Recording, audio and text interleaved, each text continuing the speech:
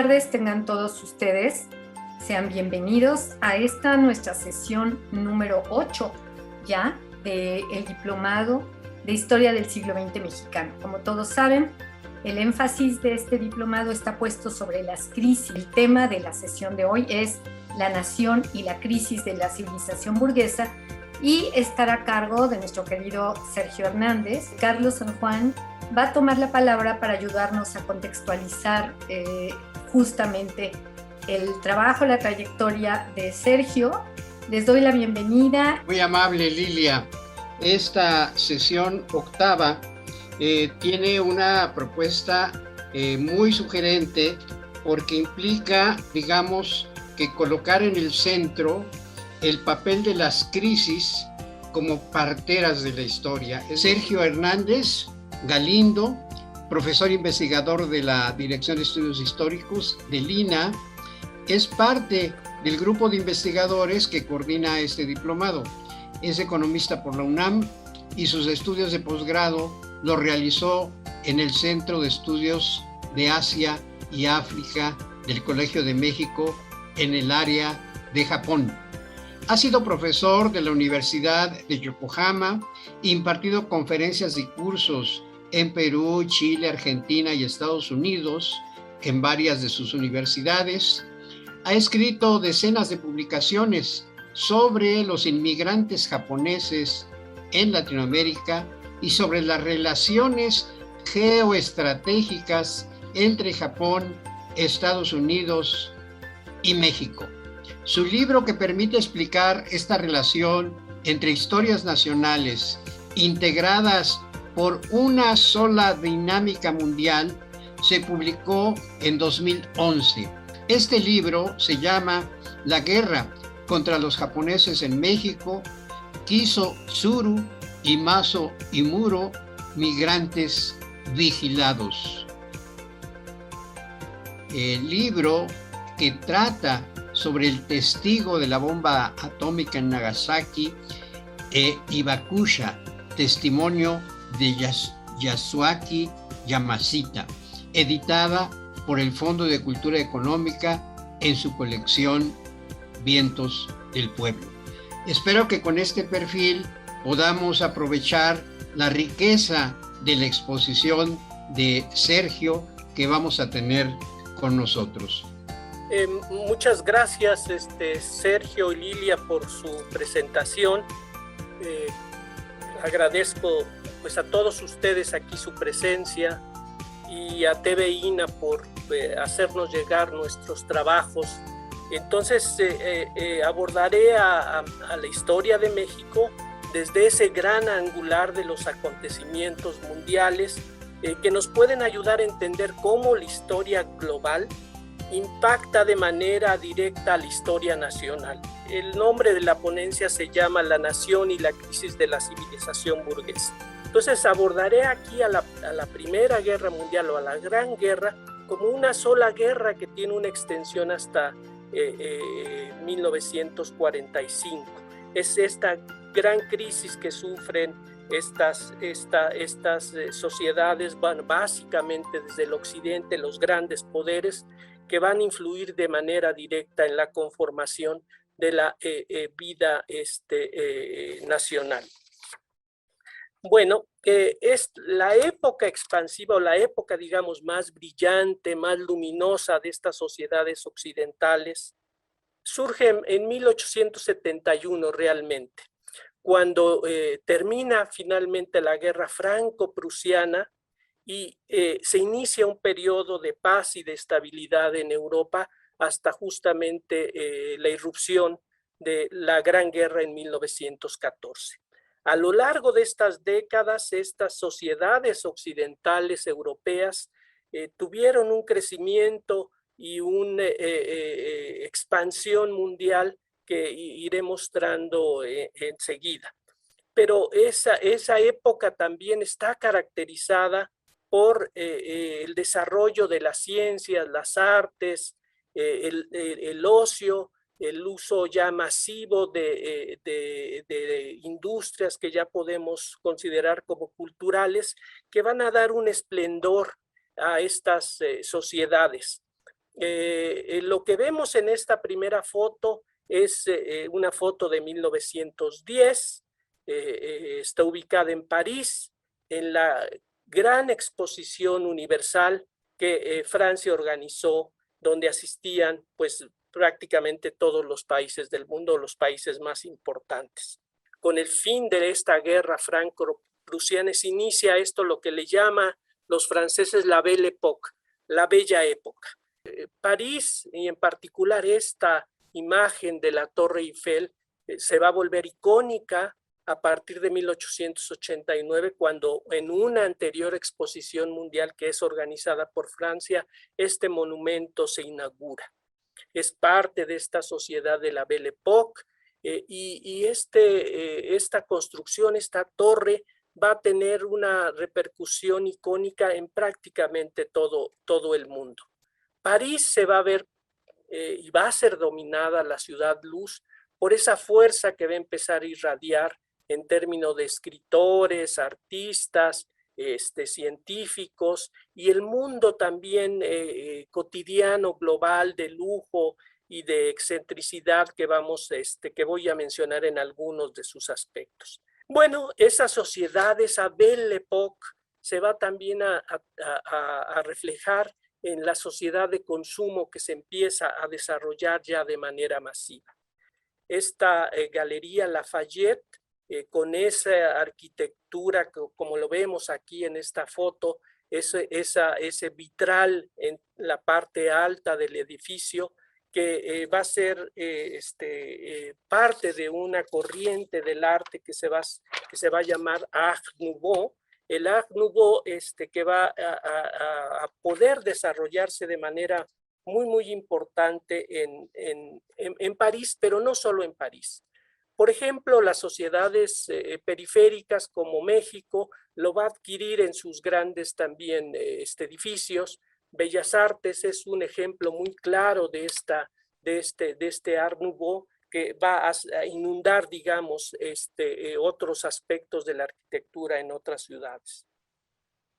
El Art Nouveau, entonces, permeará los gustos de las élites de los países periféricos, que se sentían también, como en el caso de la sociedad mexicana con Porfirio Díaz, se sentían poseídos por una ansia de progreso y de civilización, entre comillas, que irradiaban las potencias europeas, como se puede encontrar, como lo decía, en muchas maneras en los edificios que se construyen durante el gobierno de Díaz y posteriormente. El Palacio de Hierro, por ejemplo, en la sede del centro, va a ser construido con estas características, y en otras ciudades de México también se va a empezar a utilizar de manera masiva. El ocio va a ser parte también fundamental de esta sociedad burguesa, que se va a desenvolver ya sobre otras características de manera posterior. Aquí, como vemos, es un póster, no es un cuadro. También va a tratar de reflejar este arte ya no exclusivo de los sectores aristocráticos o adinerados. Un poco este esplendor, mediante estos mecanismos, se va a expandir hacia las mismas, a otros sectores de la sociedad, que los van a retomar en su parte importante de su vida. Esta foto también ya nos refleja a las sociedades urbanas de esos tiempos, con gran cantidad de paseantes, de consumidores, el tren transportado por caballos, la serie de taxis que se van a crear también en ese entonces, van a ser parte de las sociedades urbanas, de las cuales tampoco México no va a estar exento, como la Ciudad de México, que va a reflejar muchos de estos elementos característicos de la Belle Époque. Bueno, en términos de la sociedad, las mujeres van a adquirir también un papel preponderante en el sentido de incorporarse a este mundo moderno que se va a ir desarrollando. El capital al expropiar, digamos, las fuerzas de trabajo necesarias para su reproducción, también va a incorporar a las mujeres. La mujer va a salir del hogar y va a empezar a incorporarse a esta parte de estas fuerzas y a ocupar también posiciones que antes no había ocupado o que eran posiciones que entendíamos como trabajos para varones. En México también esto se va a expresar sin duda alguna. Va a haber movimiento de mujeres que en la segunda década del siglo XX que van a sumarse de alguna manera a estas oleadas de feminismo mundial que en un principio van a demandar no solamente la incorporación, el trabajo sobre condiciones particulares para las mujeres, sino también van a demandar el sufragio como una de los demandas más importantes que se van a empezar a generar en muchos países del mundo. Bueno, también la sexualidad se va a empezar a transformar. Las imágenes, esta imagen es muy interesante de una artista francesa, parisina ella, Colette, es una artista y una escritora que va a causar un gran furor y un gran desconcierto en los valores de la sociedad aristocrática burguesa de ese entonces. Los roles de género también van a empezar a ser hablados, discutidos y asumidos como lo hacía Colette. El cine va a ser también otro de los elementos de la sociedad de consumo. Aquí lo que vemos en esta foto es el Palais Gaumont, que será, digamos, la primera sala donde se van a exhibir ya películas, donde el cine ya va a ser parte de la vida cotidiana, y aquí el estreno de la película Quo Vadis va a causar también un gran impacto en estas sociedades. Bueno, la pintura, como decía, es otro de los grandes elementos de esta sociedad burguesa de finales del siglo XIX. Los pintores, las técnicas, la proliferación de nuevas visiones y de nuevos, digamos, objetos para retratar, para plasmar en los óleos, las técnicas se van a transformar de manera acelerada.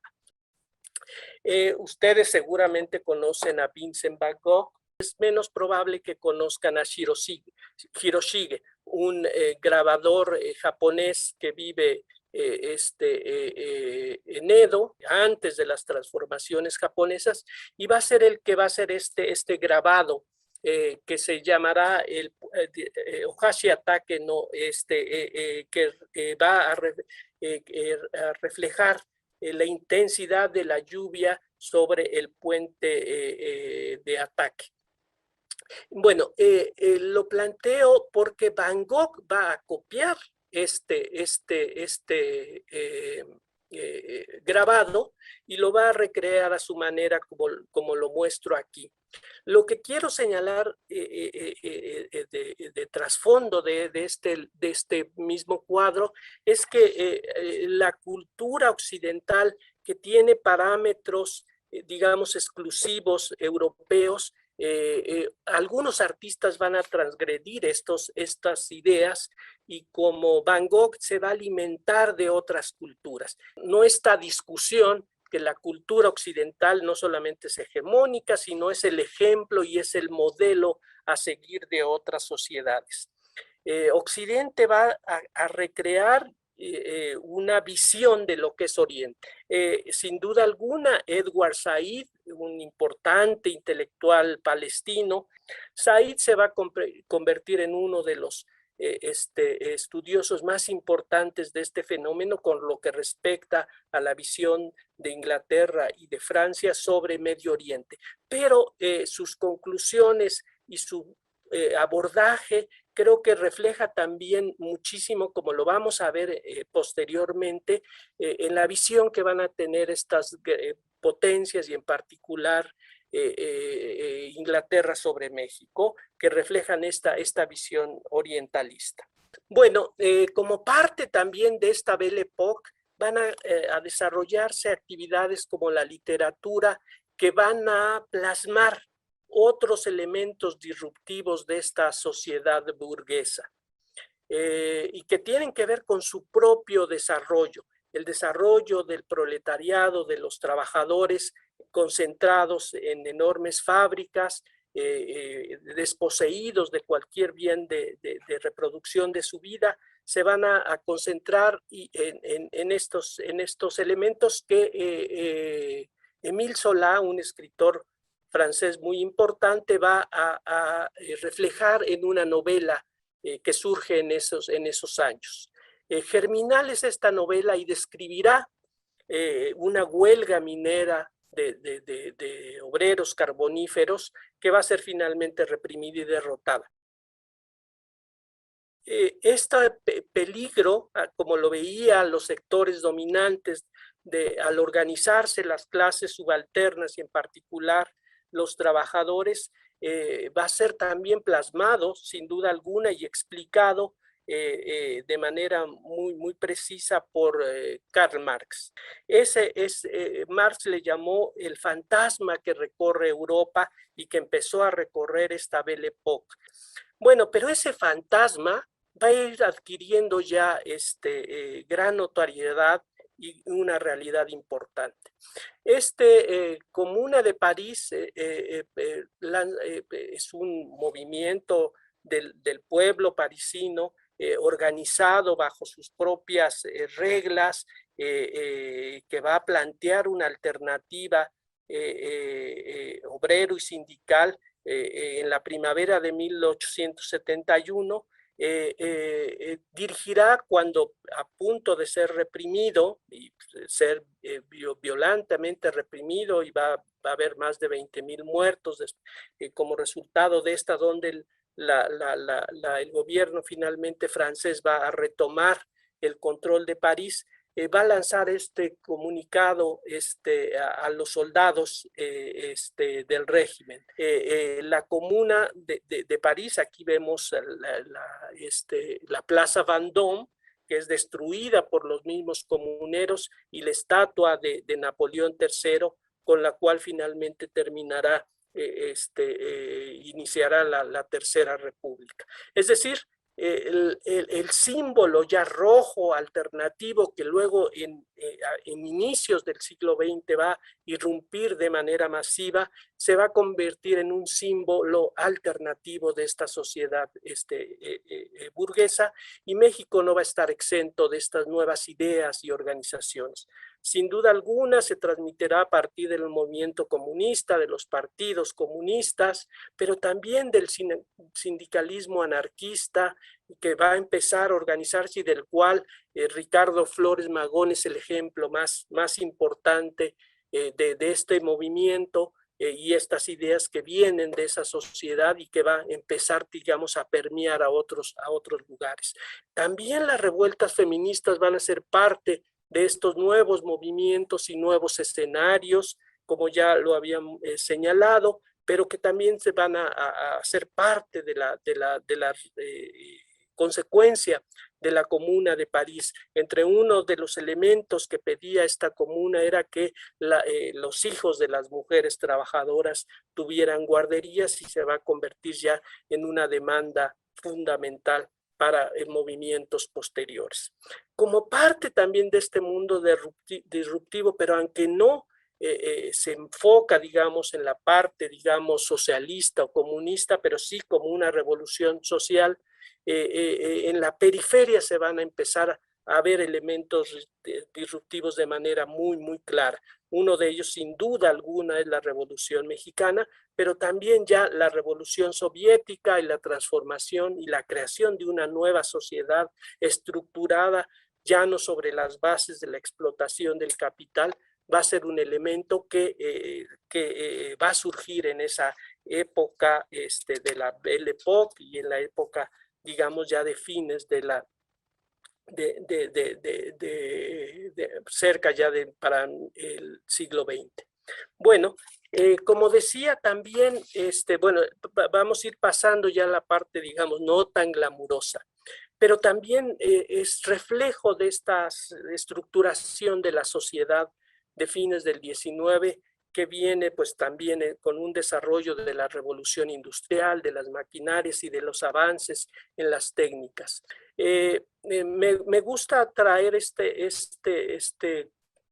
imagen porque nos muestra ese portento que va a ser anunciado del desarrollo de la técnica, de los nuevos medios de comunicación con los que se va a anunciar ya desde antes de su lanzamiento en abril 10, cuando es lanzado este barco Titanic y que 2 días después se hundirá, pero reflejaba estos ambientes que les había señalado del siglo XX y de progreso y de innovación tecnológica. El Titanic realmente es un universo. Si lo vemos no solamente con un barco, ahí se reflejaban también las contradicciones de este sistema. Ahí viajaban y eran estructurados de manera jerárquica y de manera también, digamos, en términos de las clases sociales que podían subir a este gran barco, va a estar organizado de esta manera y va a reflejar esa sociedad de clases. El Titanic entonces ya en 1912, es decir, 2 años antes de la irrupción ya de la Gran Guerra, su hundimiento va a reflejar sin duda alguna desde esta perspectiva el hundimiento de una sociedad que, confiado en la técnica y en el desarrollo de la técnica y de las nuevas formas de producción y de organización, va a entrar en una profunda crisis. Entonces, lo que vemos aquí es una ilustración de un periódico alemán de 1884 que mostraba una reunión de los grandes poderes occidentales. Eran básicamente europeos y solamente invitado estaba los Estados Unidos como observador. Es decir, esta reunión que es organizada por Otto Bismarck es convocada para repartir y para, por un lado, los intereses europeos en África y para evitar futuros conflictos que a la larga no lo pudieron hacer. Lo que muestro aquí en este mapa es justamente esta repartición a la que llegaron los países europeos occidentales, donde aquí en el mapa vemos cómo África es repartida en un principio por los países a los cuales van a adquirir Inglaterra. En ese entonces Gran Bretaña era el gran país, es la gran potencia industrial, naval, y obviamente se va a quedar con unos lugares estratégicos para el desarrollo del capitalismo en ese entonces. Uno de ellos es Egipto, donde se construyó el canal de Suez y que permitía la conexión de la Royal Navy a lo largo de todos los continentes donde tenía sus colonias, y otro sin duda importante, el Cabo. No era lo que hoy es Sudáfrica, pero en estos tiempos es concebida, es llamada el Cabo, donde es una parte también estratégica donde pasaría las flotas importantes entre el comercio y también de guerra. Entonces, finalmente, como decía, Inglaterra es lo que más se va a beneficiar de esta reunión, de este reparto. Francia, Bélgica y Alemania también se van a repartir de manera muy importante y van a hegemonizar la expansión imperial ya de manera muy clara desde entonces. Estas expansiones imperiales eran concebidas como misiones civilizatorias. Aquí Le Petit Journal lo dejará de manera muy clara. Esta misión civilizatoria también dice aquí en la parte de abajo de este dibujo, dirá que Francia va a poder llevar libremente a Marruecos no solamente la civilización, sino ahí ya exagerará un poco la riqueza y la paz, cuando justamente estas sociedades se alimentaban de la extracción de los recursos de estos lugares. Ante esta situación aquí les presento una estadística, un cuadro que nos muestra el nivel que se llegó hasta 1938 de expansión imperial. Ya más de la mitad de la población sobre esta expansión imperial marcó al mundo desde finales del siglo XIX hasta prácticamente la Segunda Guerra Mundial, y posteriormente esto se transformaría. Y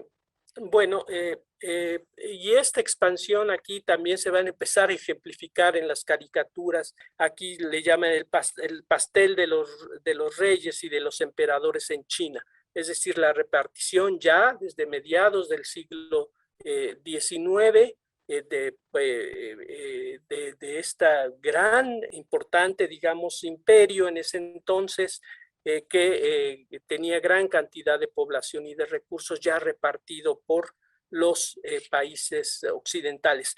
Aquí es muy importante señalar que Japón ya se va a sumar a ese club digamos, de las potencias mundiales. Es obligado por estas potencias para que abra su comercio. Van a incorporar a un país pequeño, subordinado, y van a transformar, digamos, su mismo desarrollo imperial va a generar una serie de contradicciones que se verán muy claro años después, al ser Japón uno de los países más importantes imperiales, ya desde 1895, cuando toma una parte de China muy importante, que es Taiwán, lo suma a sus colonias desde 1895, y de ahí va a seguir una carrera imperial que no lo detendrá hasta la Segunda Guerra Mundial.